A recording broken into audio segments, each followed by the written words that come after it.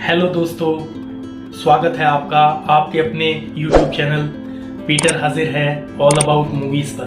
तो इस वीडियो में हम बात करेंगे सन 2002 के बारे में और मैं आपको बताना चाहता हूं कि साल 2002 बॉलीवुड फिल्म इंडस्ट्री के लिए एक बहुत ही डिसअपॉइंटेड ईयर रहा था।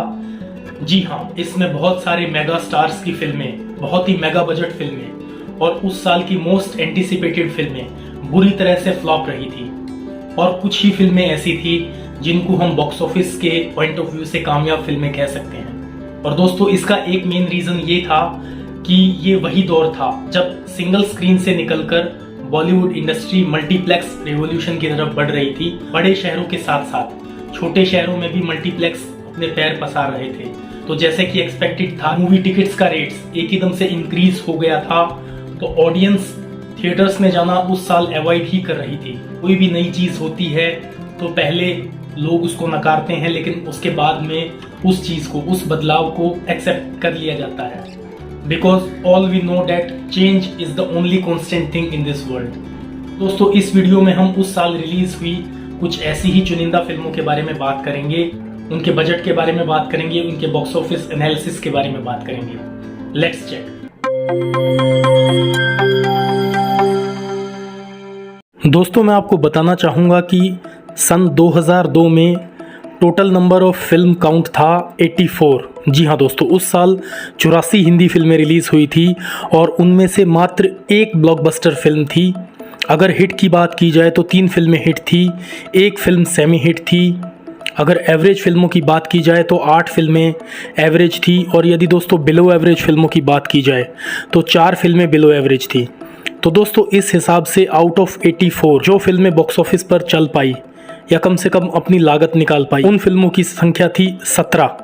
अगर हम उस साल की इकलौती ब्लॉकबस्टर फिल्म की बात की जाए तो वो फिल्म थी महेश भट्ट कैंप की तरफ से। जी हाँ दोस्तों, विशेष फिल्म्स की तरफ से, और उस फिल्म का नाम था Raaz, directed by Vikram Bhatt, starring Dino Morea and Bipasha Basu. दोस्तों, उस ज़माने में इस फिल्म का बजट था 5 करोड़ 25 लाख रुपए और इसने इंडिया में ग्रॉस बिजनेस किया था 35 करोड़ 90 लाख का। जी हाँ दोस्तों, और आज के हिसाब से यदि देखें तो इसका एडजस्टेड नेट ग्रॉस है 123 करोड़ रुपए। अगर दोस्तों उस साल की दूसरी सबसे ज़्यादा कमाई करने वाली फिल्म की बात की जाए तो वो फिल्म थी संजय लीला भंसाली की magnum opus film Devdas.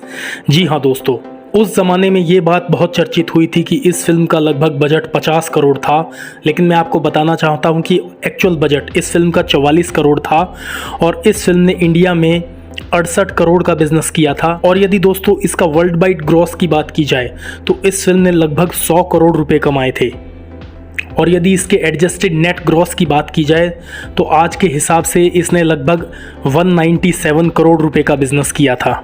Guys, अगर तीसरे नंबर की सबसे ज़्यादा कमाई करने वाली फिल्म की बात की जाए तो वो फिल्म थी संजय गुप्ता डायरेक्टेड फिल्म कांटे, और इसमें एक बहुत ही बड़ी स्टार कास्ट थी including mega star Amitabh Bachchan, Sanjay Dutt, Sunil Shetty, Lucky Ali, Mahesh Manjrekar वगैरह वगैरह। दोस्तों, इस फिल्म का स्टेटस था बिलो एवरेज फिल्म। जी हाँ दोस्तों, मैं आपको बताना चाहता हूँ वो इस वजह से क्योंकि इस फिल्म का बजट था 30 करोड़ रुपए और इसने इंडिया में ग्रॉस बिजनेस किया था 33 करोड़ रुपए का और इसका वर्ल्ड वाइड ग्रॉस रहा था 42 करोड़ रुपीज़। दोस्तों, मैं आपको बताना चाहता हूँ कि ये मुंबई और उसके आसपास के इलाकों में चली थी। बाकी अगर हम पैन इंडिया बेसिस पे देखें तो इस फिल्म ने बहुत ही कमज़ोर बिजनेस किया था। हालांकि मैं आपको बताना चाहता हूं कि इस फिल्म के गाने, इस फिल्म की प्रेजेंटेशन लोगों को बहुत पसंद आई थी, लेकिन बॉक्स ऑफिस पर यह फिल्म एक बिलो एवरेज फिल्म ही साबित हुई थी और इसमें ज़्यादातर डिस्ट्रीब्यूटर्स को घाटा ही हुआ था। गाइज, यदि हम चौथे नंबर पर सबसे ज़्यादा कमाई करने वाली फिल्म की बात करें तो उस फिल्म का नाम था आँखें, डायरेक्टेड बाय विपुल अमृतलाल शाह। जी हाँ दोस्तों, starring mega star Amitabh Bachchan, Akshay Kumar and Arjun Rampal with Sushmita Sen and Bipasha Basu in A cameo appearance and Paresh Rawal. दोस्तों, इस फिल्म का बजट उस ज़माने में 17 करोड़ था और इसने इंडिया में 28 करोड़ रुपए का बिजनेस किया था और इसकी वर्ल्ड वाइड टोटल ग्रॉस थी 33 करोड़ 80 लाख रुपए। यदि आज के हिसाब से देखें तो इसने लगभग 91 करोड़ का बिजनेस किया था। दोस्तों, इस फिल्म का कॉन्सेप्ट बहुत ही यूनिक था। इसमें दिखाया जाता है कि किस तरह से 3 अंधे लोगों को बैंक लूटने के लिए ट्रेन किया जाता है और वे बैंक लूट भी लेते हैं। तो दोस्तों ये फिल्म हाईली अप्रिशिएटेड थी, लेकिन उस साल जैसे कि मैंने आपको बताया कि इंडस्ट्री में बहुत सारे चेंजेस हुए और इसके यूनिक कॉन्सेप्ट के बावजूद इसने एवरेज बिजनेस किया था। यदि हम उस साल की 5वीं सबसे ज़्यादा कमाई करने वाली फिल्म की बात करें तो वो फिल्म थी Humraaz, directed by Abbas Mastan, starring Akshaye Khanna, Bobby Deol and Ameesha Patel. और मैं एडिशनली आपको बताना चाहता हूँ कि ये हॉलीवुड की फिल्म द परफेक्ट मर्डर से इंस्पायर्ड थी। दोस्तों उस ज़माने में इसका बजट था 15 करोड़ रुपए। जी हाँ, और इसने इंडिया में बिजनेस किया था 27 करोड़ 20 लाख रुपए और इसका वर्ल्ड वाइड ग्रॉस बिजनेस रहा था तकरीबन 30 करोड़ रुपए। यदि आज के हिसाब से देखें तो इसने लगभग 87 करोड़ यानी कि 87 करोड़ रुपीस का बिजनेस किया था। फिल्म के गाने बहुत ही हिट थे और इसका म्यूज़िक दिया था हिमेश रेशमिया ने। तीनों ही कलाकारों का परफॉर्मेंस बहुत ही उम्दा था, लेकिन उसके बावजूद ये फिल्म एक एवरेज फिल्म साबित हुई। दोस्तों उस साल 6ठे नंबर पर सबसे ज़्यादा कमाई करने वाली फिल्म थी आवारा पागल दीवाना, डायरेक्टेड बाय विक्रम भट्ट, जिनकी उस साल ये दूसरी कामयाब फिल्म हम कह सकते हैं। दोस्तों उनकी पहली फिल्म थी राज, जो उस साल की सबसे बड़ी ब्लॉकबस्टर फिल्म थी और ये एक मल्टी स्टार कास्ट फिल्म थी। इसमें अक्षय कुमार थे, सुनील शेट्टी, आफ्ताब शिवदसानी एंड परेश रावल। दोस्तों उस ज़माने में इस फिल्म का बजट था तकरीबन 13 करोड़ रुपए और इसने इंडिया में कमाई की थी 26 करोड़ रुपए की। इसका टोटल वर्ल्ड वाइड ग्रॉस रहा था 28 करोड़ रुपए। और दोस्तों यदि आज के हिसाब से देखें तो इसने 86 करोड़ का बिजनेस किया था। एडिशनली मैं आपको बताना चाहूँगा कि Hollywood film the whole 9 yards से इंस्पायर्ड थी और फिल्म में काफ़ी अच्छा एक्शन था और काफ़ी अच्छी कॉमेडी थी। बावजूद इसके ये फिल्म एवरेज साबित हुई थी, लेकिन आज भी जब ये टेलीविज़न पर आती है तो इसका एक बहुत ही अच्छा रिस्पांस मिलता है। 7वें नंबर की फिल्म है फिल्म साथिया, डायरेक्टेड बाय शाद अली और ये यशराज फिल्म्स की एक बहुत ही नायाब फिल्म थी, स्टारिंग विवेक ओबेरॉय एंड रानी मुखर्जी। जी हाँ दोस्तों, इस फिल्म का बजट था 7.5 करोड़ रुपए और इसने इंडिया में कमाए थे तकरीबन 24 करोड़ 71 लाख रुपए। तो दोस्तों जैसा कि इसका बजट बहुत कम था और इसका रेवेन्यू बहुत ज़्यादा था, तो ट्रेड पंडितों ने इस फिल्म को हिट फिल्म माना था। और यदि आज के हिसाब से देखें तो इसका टोटल एडजस्टेड नेट क्रॉस है 64 करोड़ रुपीस। तो अगर हम उस साल की कमाई करने के मामले में 8वें नंबर की फिल्म देखें तो उस फिल्म का नाम था राम गोपाल वर्मा की film Company, starring Ajay Devgn, Vivek Oberoi, Manisha Koirala and Antara Mali. दोस्तों ये फिल्म मुंबई अंडरवर्ल्ड पर बेस थी और इसमें दिखाया गया था कि किस तरह से अंडरवर्ल्ड के डॉन और टेररिस्ट दाऊद इब्राहिम और उनके गुर्गे छोटा राजन के बीच में पॉलिटिक्स हुई थी और किस तरह से उनके रिश्ते बने थे और बाद में बिगड़ गए थे। दोस्तों बहुत ही यूनिक कॉन्सेप्ट था। इस फिल्म को क्रिटिक्स ने बहुत सराहा था, लेकिन ये फिल्म बॉक्स ऑफिस पर कुछ खास कमाल नहीं कर पाई थी। हालांकि अगर हम बजट की बात करें तो उस ज़माने के हिसाब से उसका बजट तकरीबन कोई 9.5 करोड़ रुपए था और इसने 22 करोड़ रुपए की कमाई की थी, जो आज के हिसाब से लगभग 73 करोड़ रुपए बनती है।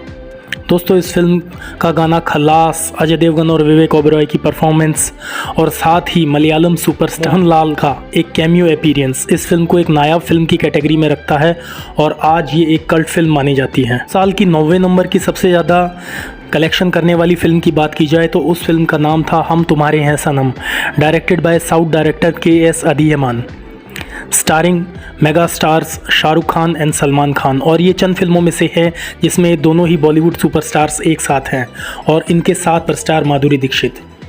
दोस्तों ये फिल्म काफ़ी टाइम से बन रही थी, जिस वजह से इसका बजट बढ़ता चला गया और इस फिल्म का बजट उस समय के हिसाब से तकरीबन 12 करोड़ रुपए था, लेकिन अच्छी स्टार कास्ट की वजह से इसने तकरीबन 22 करोड़ रुपए का बिजनेस किया। हालांकि इसको एवरेज माना, लेकिन इस फिल्म के गाने बहुत ही अच्छे थे और आज भी लोग इस फिल्म को देखना पसंद करते हैं। उस साल 10वें नंबर पे सबसे ज़्यादा कमाई करने वाली फिल्म का नाम था माँ तुझे सलाम, starring superstar Sunny Deol and Tabu.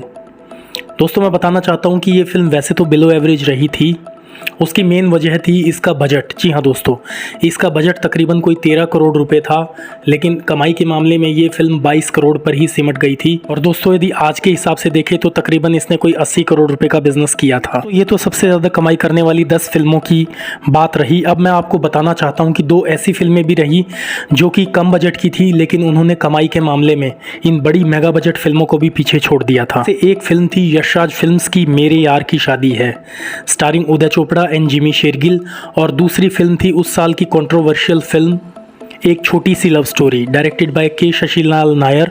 और इस फिल्म पर काफ़ी विवाद हुआ था क्योंकि इसमें मनीषा कोइराला के बॉडी डबल ने बहुत सारे न्यूड सीन्स दिए थे। दोस्तों अब मैं कुछ ऐसी फिल्मों के बारे में बात करना चाहूँगा जो कि बहुत ही ज़्यादा एंटीसिपेटेड थी, लेकिन उसके बावजूद ये फिल्म बुरी तरह से फ्लॉप हो गई।